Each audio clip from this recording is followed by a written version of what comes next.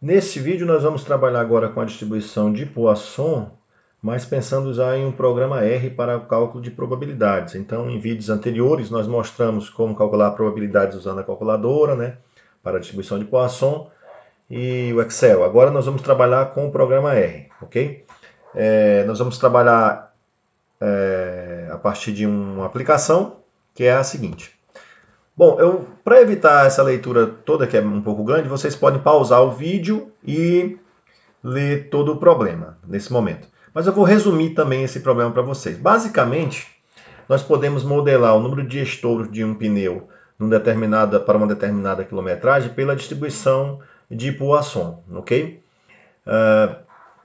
E o problema todo está tentando explicar essa relação, que vocês podem ler aí com calma, mas a questão principal está aqui. Ó. Uma fábrica sabe, a partir de estudos anteriores, que seus pneus estouram em média a cada 8.000 km. Na letra A, qual a probabilidade de que um carro ande 8.000 km sem estourar nenhum pneu? E na letra B, qual a probabilidade de que um carro tenha no máximo um pneu estourado no intervalo de 5.000 km? Bom, então vamos lá, né? Primeira coisa, o número de pneus, o número de estouros para um intervalo de 0 até 8.000 km, ele vai seguir, nesse caso, uma distribuição que nós chamamos de Poisson, é isso que nós estamos trabalhando no exercício, com o parâmetro lambda igual a 2. Por que lambda igual a 2? Porque ele fala no texto que, em média, nós temos 2 estouros até 8.000 km, né? Para 8.000 km. Então, essa é a média da Poisson. E na Poisson, a média é o parâmetro lambda. Esse parâmetro lambda é sempre a média na distribuição de Poisson. E nós queremos saber a probabilidade de não ter nenhum estouro, né, dentro deste intervalo. Bom, ou seja, nós queremos saber, para a distribuição de Poisson assume valores 0, 1, 2, 3 e vai para o infinito. Né?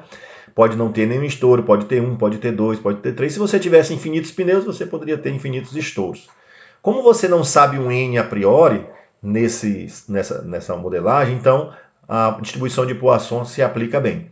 E o que nós queremos saber? Nós queremos encontrar a probabilidade de x ser igual a zero, tá certo?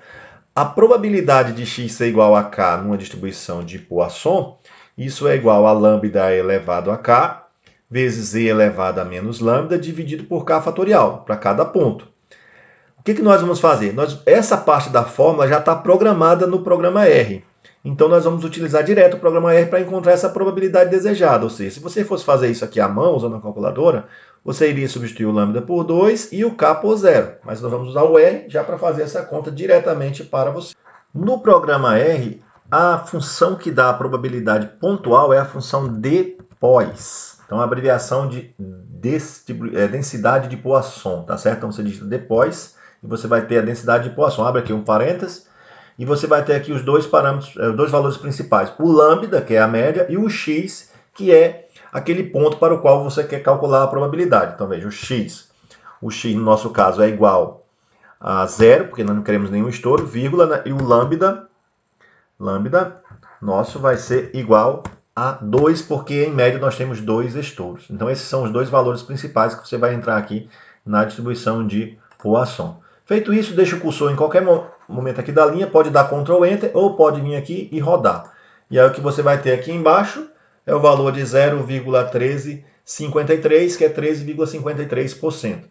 Ora, eu gosto de colocar aqui o nome dos objetos para eu lembrar o que cada um significa. Mas se você tivesse digitado diretamente depois, colocado 0 e 2, a função já iria entender aqui que o x é igual a 0 e que o lambda é igual a 2 pela ordem com que você colocou esses valores. Aí você rodaria e, obviamente, daria o mesmo resultado, tá certo? Então, muito fácil calcular uma probabilidade de Poisson, né, com o comandinho no R. É só digitar a sintaxe correta. Vamos voltar agora ao nosso slide para a gente fechar o exercício.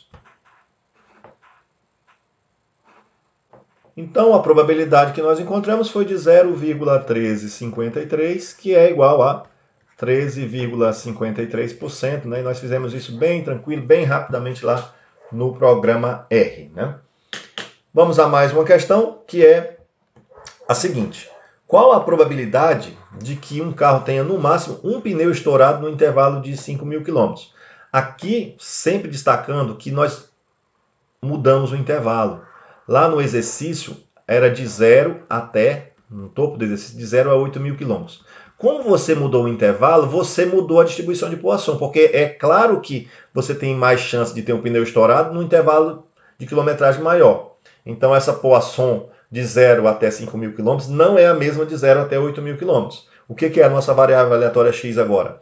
É o número de gestores para um intervalo de 0 até 5.000 quilômetros, e não mais de 0 até 8.000 quilômetros. Portanto, essa variável x ela terá uma distribuição de Poisson, só que com um lambda que não está dado tão diretamente. Mas é muito fácil encontrar esse lambda. Por quê? Porque a gente sabia que para um intervalo de 8.000 quilômetros, o lambda era 2, ou seja, era 2 estouros para cada 8.000 quilômetros. Então, para 5.000 quilômetros, qual é o lambda? Basta fazer uma regra de 3 simples e direta. Logo, 8.000 lambda é igual a 10.000, né? Multiplicando aqui cruzado. Portanto, o lambda vai ser 10.000 dividido para 8.000, que vai dar 1,25. Ou seja, a nossa distribuição de Poisson agora, ela é outra. Ela tem o lambda igual a 1,25. E o lambda é o principal parâmetro da distribuição de Poisson. Agora, o que nós queremos encontrar? A probabilidade que um carro tenha no máximo um pneu estourado. Bom, a probabilidade nesse caso é de x ser menor ou igual que 1. Okay? Porque eu quero no máximo um pneu estourado nesse processo. A probabilidade de x ser menor ou igual que 1 é a probabilidade de x ser igual a 0 somado com a probabilidade de x ser igual a 1. Então, eu deveria fazer aqui toda aquela conta jogando na forma de Poisson, mas no programa R isso vai ser muito fácil. Então vamos agora utilizar o programa R para resolver esse resultado, ok? Bom, nós poderíamos ter resolvido esse problema utilizando a função depois que a gente viu anteriormente. Nesse caso você ia colocar aqui você poderia ter colocado aqui o valor de 0 e o valor do lambda igual a 1,25, né?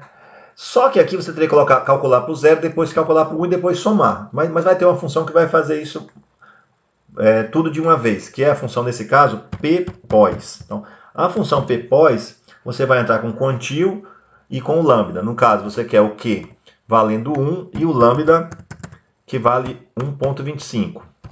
Veja, quando você utiliza essa função ppos, o que o R faz? Ele calcula a probabilidade da Poisson, só que é a probabilidade acumulada. Então, é a probabilidade acumulada até o Q igual a 1, ou seja, do 1 para trás, que responde exatamente o nosso problema de uma vez só. Então, você vem aqui dar o Ctrl Enter ou roda, né?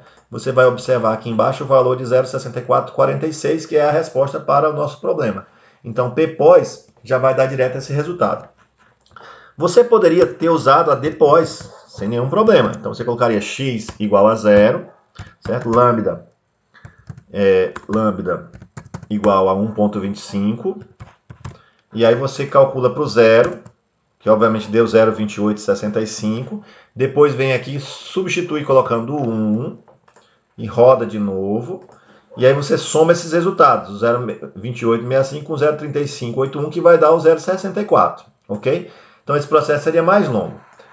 E também existe um outro processo, pessoal, que seria você encontrar a densidade em cada ponto e somar. Então você poderia ter vindo aqui, ó, vamos fazer de novo, depois, e no caso colocar o x indo de 0 até 1, porque você quer de 0 até 1, seria do 0 para o 1, o lambda igual a 1,25, roda isso aqui e ele vai dar as duas probabilidades de uma vez só. E depois você teria que somar. Então, na verdade, mais fácil para calcular uma probabilidade acumulada é o que? É você fazer logo ponto a ponto, ok?